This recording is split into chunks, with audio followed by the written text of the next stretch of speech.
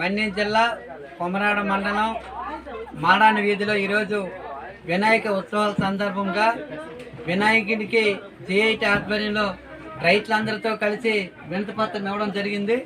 దీనికి సంబంధించి ఈ ఏడాది రైతులందరూ పంటలు బాగా పండాలని, అలాగే గడిచిన 6 సంవత్సరాలుగా ఈ పూర్ణపాడు రోడ్లు బాగు లేకపోవడం వల్ల అనేక మంది యాక్సిడెంట్లో చనిపోతున్నారు. కాబట్టి రోడ్లు వెంటనే బాగు చేసే విధంగా 18 సంవత్సరాలుగా పూర్ణపాడు ఆఫీస్ వంచిన పెండింగ్ ఉండిపోయింది.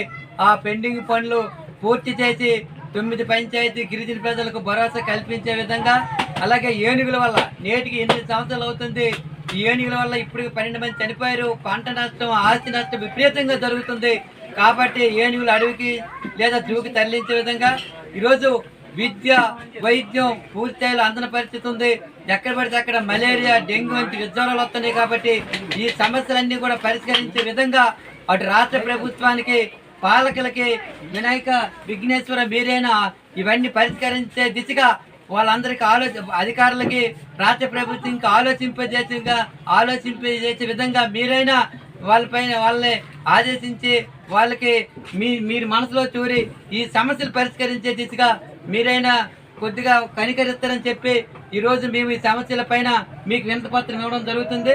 కాబట్టి ఈ రాష్ట్ర ప్రభుత్వానికి, పాలకులకి పైన చేరుకుల సమస్యలు పరిష్కరించే దిశగా మీరు మనసులో చూరి ఈ సమస్యలు పరిష్కరించే దిశగా ఒకసారి పరిష్కరించే దిశగా ఆలోచించాలని చెప్పి మేము ఈరోజు రైతులందరితో కలిసి వినతిపత్రం ఇవ్వడం జరిగింది.